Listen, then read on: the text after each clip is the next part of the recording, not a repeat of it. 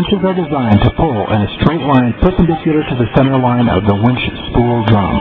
Any variation from the straight pull places a greater load on the winch line, and other components, as well as increasing the risk. If the winch line is being bent to either side by the fair lead, in other words, if it is rubbing or rolling on the sides of the winch fair lead, the angle of the winch line is too great. This puts a lateral or sideways load on the winching vehicle. Lateral loads will pull the rig sideways.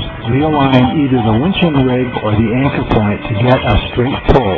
Ideally, the winch line should clear the side of the fairleader hawse by at least 1 inch. Angles too large can cause all sorts of nasty little problems beyond accelerated wear and tear on the winch, fairleads, and winch lines. The side load creates a large additional drag component. Think of trying to pull a rig from the side and the furrows the tires would try to dig. Any angle from straight adds a sideways pull and increases resistance, and the sideways load puts a strain on the suspension, tires, wheels, and wheel bearings.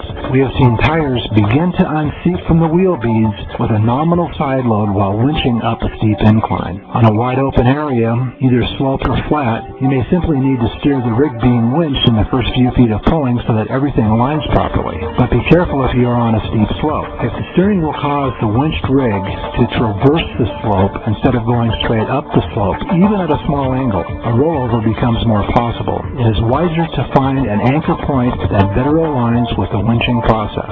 The winch will try to align everything naturally anyway, but the real issues occur on narrow trails where you have no room to maneuver or steer.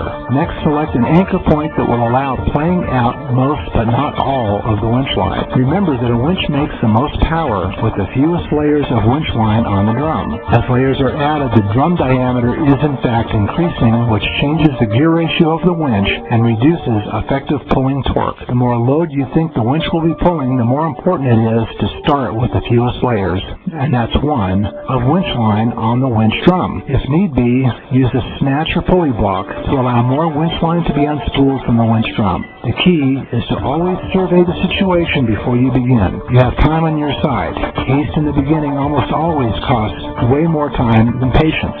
Plus, it is much safer to take stock before you take action.